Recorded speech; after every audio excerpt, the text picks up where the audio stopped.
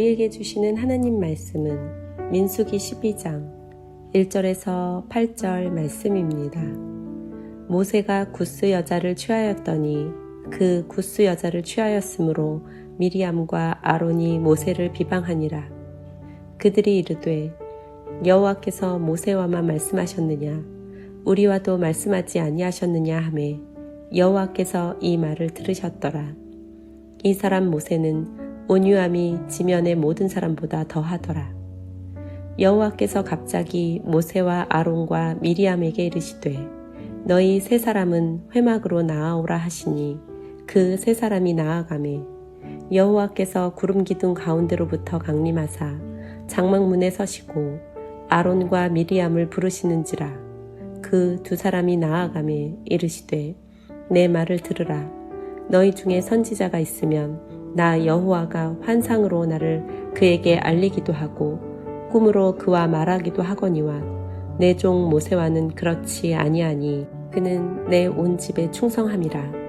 그와는 내가 대면하여 명백히 말하고 은밀한 말로 하지 아니하며 그는 또 여호와의 형상을 보거늘 너희가 어찌하여 내 종 모세 비방하기를 두려워하지 아니하느냐.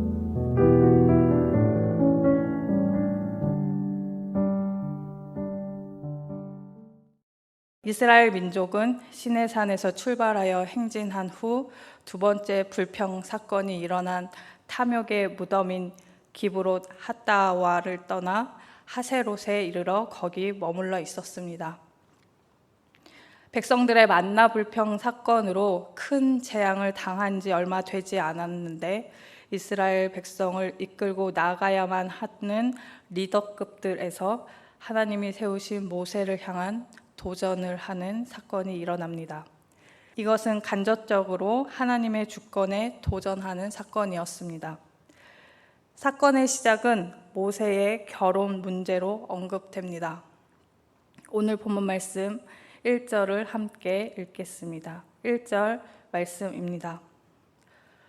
모세가 구스 여자를 취하였더니 그 구스 여자를 취하였으므로 미리암과 아론이 모세를 비방하니라.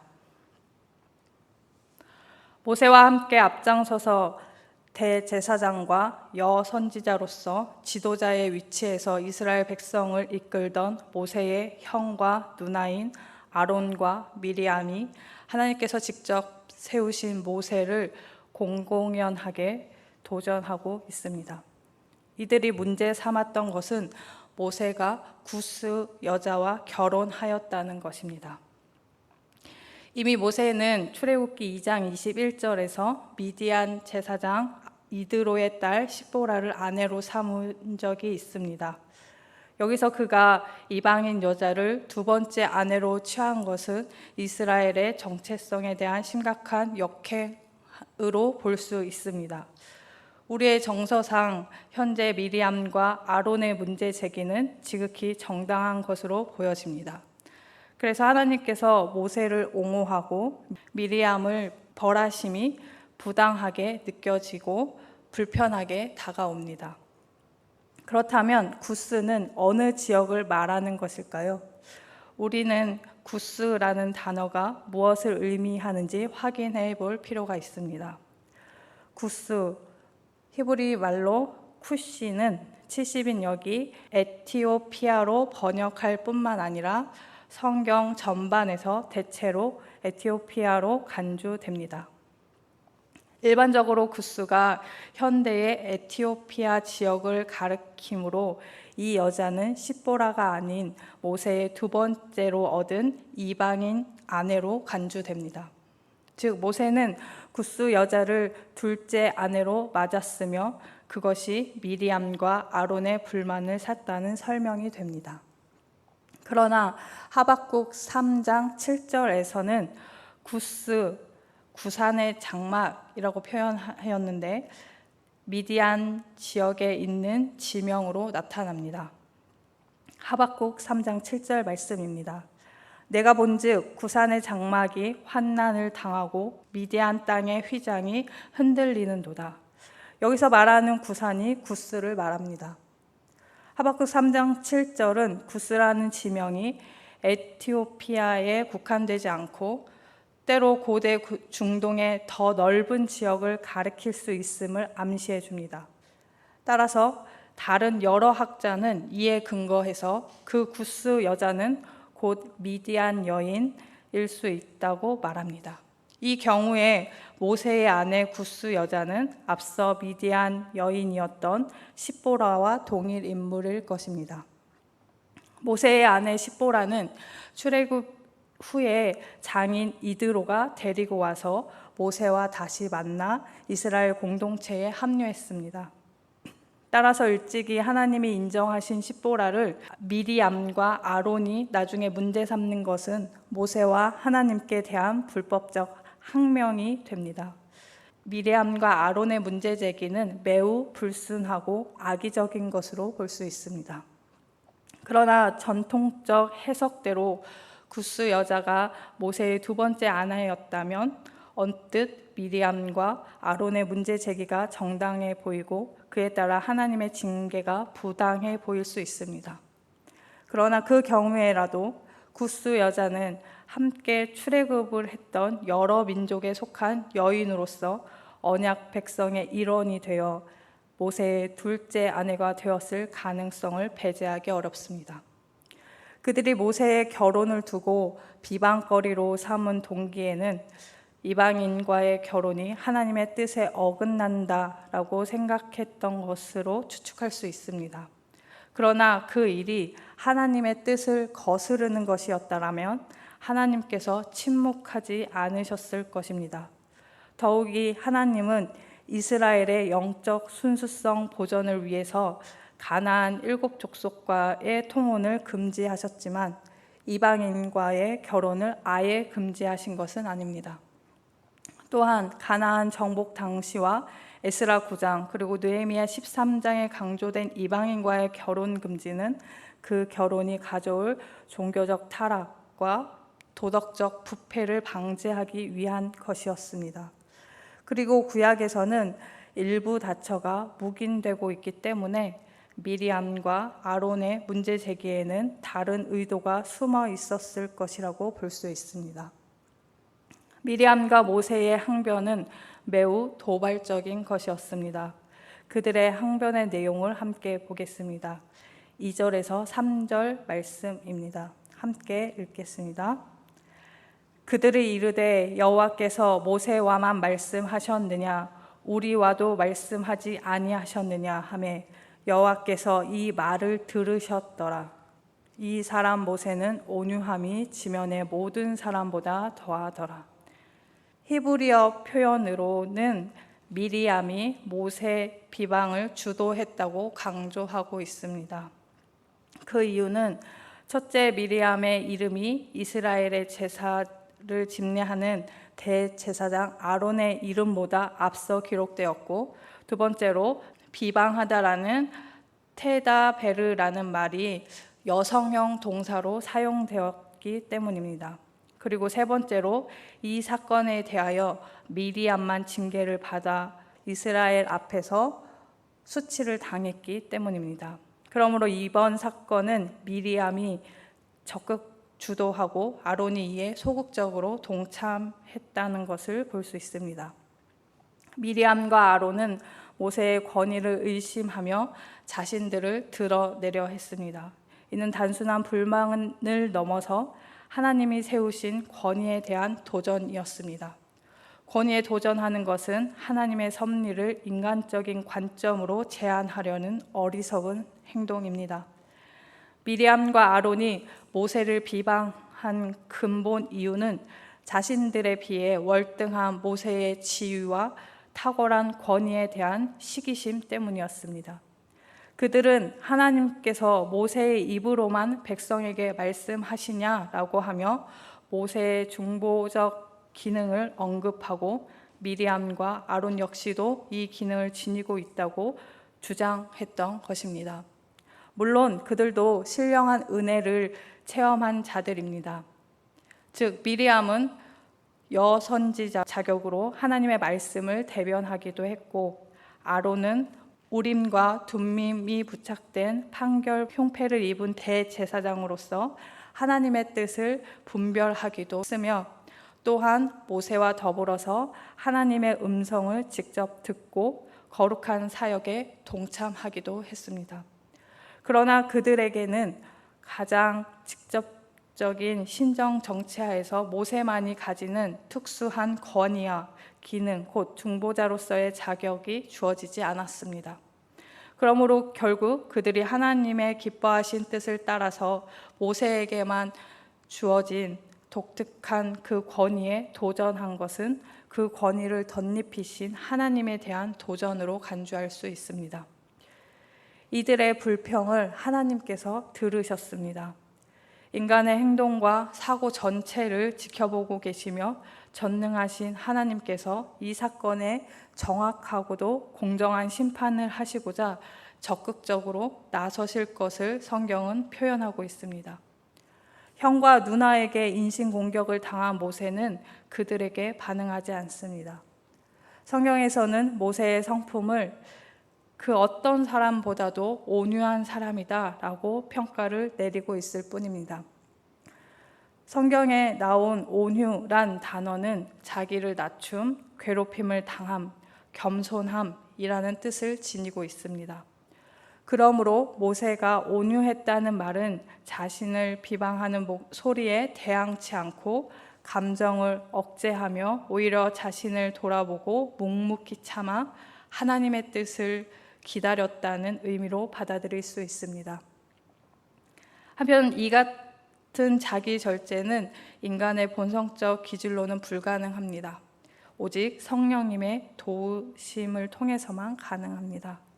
당시 모세의 온유함을 따라갈 자가 아무도 없었다라고 성경은 말하고 있습니다. 이것은 모세 스스로를 지켜 세우는 교만한 표현이 아니라 그 당시의 정황을 객관성 있게 그리고 모세의 심적 고통을 깊이 있게 다룬 표현이라고 할 수 있습니다.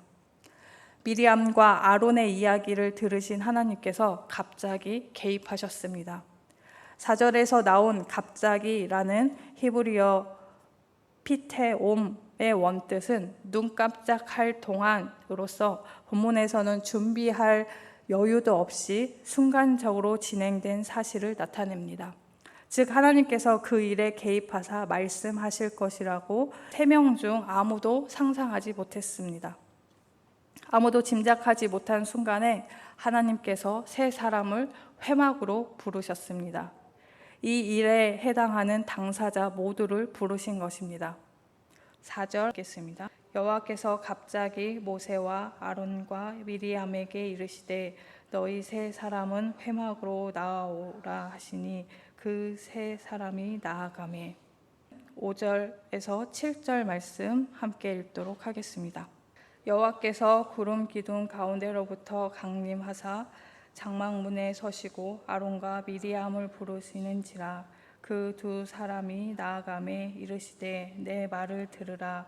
너희 중에 선지자가 있으면 나 여호와가 환상으로 나를 그에게 알리기도 하고 꿈으로 그와 말하기도 하거니와 내 종 모세와는 그렇지 아니하니 그는 내 온 집에 충성함이라.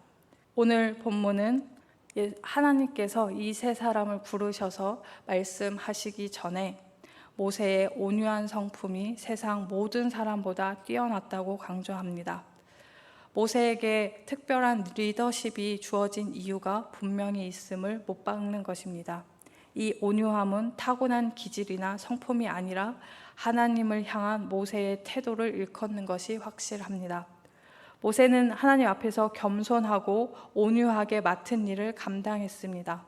하나님은 이러한 자세를 갖춘 모세를 높이 평가하시고 7절에서 그가 내 온 집에 충성했다라고 말씀하십니다. 또한 하나님께서는 모세를 옹호해 주시며 다른 선지자들과 다르게 모세와 소통하셨다고 말씀하십니다. 다른 선지자들에게는 환상으로 나타나시거나 꿈으로 나타나시기도 하셨지만 여호와께서는 모세와 얼굴과 얼굴을 맞대고 직접 말씀하셨습니다. 모세는 하나님의 얼굴을 본 사람입니다.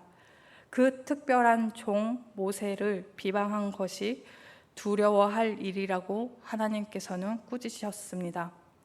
겸손과 성실은 자신의 능력이나 계획이 아니라 하나님의 뜻과 주권에 순복하는 태도입니다. 하나님께서는 그것을 귀하게 보십니다. 미리암이 불만을 토로하고 모세의 권위에 도전했을 때 모세는 변명하거나 싸우지 않고 모든 일을 하나님께 의탁하는 모습으로 그의 성품과 신앙을 드러냈습니다. 이런 모세가 자신들과 다르지 않다고 말하는 것은 하나님의 선택과 권위에 대해 도전하는 것과 같습니다. 이 사건이 목회자의 권위가 지켜져야 할 근거로 사용되어서는 안 됩니다. 간혹 비리를 저지르거나 성적 타락한 목회자들이 자신을 보호하고자 이 본문을 가지고 자신의 권위를 지키려 하지만 그렇게 사용될 본문이 아닙니다. 이 본문의 핵심 단어를 고르라고 한다면 온유입니다. 온유하다는 의미는 온화하고 부드럽다는 것입니다. 그러나 성경에서 말하는 온유는 자아를 하나님께 굴복시켜 겸손해지는 상태를 말합니다. 모세는 미리암과 아론의 악행을 묵묵히 받아들였고 그들에게 대항하지 않았습니다. 주님도 털 깎는 자들 앞에 잠잠한 어린 양같이 십자가 죽음이라는 하나님의 뜻을 온전히 굴복하셨습니다. 그러므로 우리가 부딪히는 여러 억울한 상황은 우리에게 온유의 열매를 맺게 하시려는 하나님의 섭리임을 알아야 합니다. 여러분 안에 분노와 안갚음의 감정들이 일어날 때, 복수심이 부릴 듯 일어날 때 성령 하나님께 굴복하고 겸손히 자기를 부인하시기 바랍니다. 우리가 성령님께 도움을 구한다면 성령님은 우리 마음의 평안과 함께 분노를 이길 힘을 주실 것입니다. 예수님은 당신을 따르는 우리에게 온유한 자로 살 것을 말씀하십니다. 마태복음 5장 5절에서 온유한 자에게는 땅을 기업으로 주신다고 말씀하신 예수님의 교훈을 기억해야 할 것입니다. 우리 중 누구든지 미리암이 될 수 있습니다. 누구나 자신을 돌아보고 하나님께 순복해야 합니다. 하나님은 각 사람을 고유하게 부르셨습니다. 나에게 없는 것이 다른 사람에게 있다면 그것 또한 기뻐해야 할 일입니다. 시기와 질투를 내려놓고 하나님의 선택과 권위를 믿고 따르며 남에게 주어진 것을 기뻐하고 나에게 주어진 것을 감사할 때 주님이 기뻐하시는 아름다운 열매들이 맺혀질 것입니다. 오늘 함께 말씀을 통해서 온유와 또한 주님이 기뻐하시는 열매를 가득히 맺히는 성도님들 되시길 축복합니다.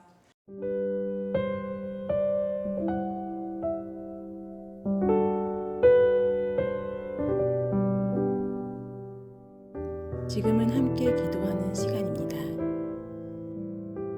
4월 공동 기도 제목은 첫째, 선교를 위해 기도하는 교회가 되게 하소서. 둘째, 이 지역 교회들의 필요함을 채워주는 교회가 되게 하소서. 셋째, 지역사회를 섬기는 교회가 되게 하소서. 넷째, 태국 목회자들과 한국 선교사들을 후원하는 교회가 되게 하소서. 말씀을 붙잡고 기도하는 귀한 시간 되시기를 소망합니다.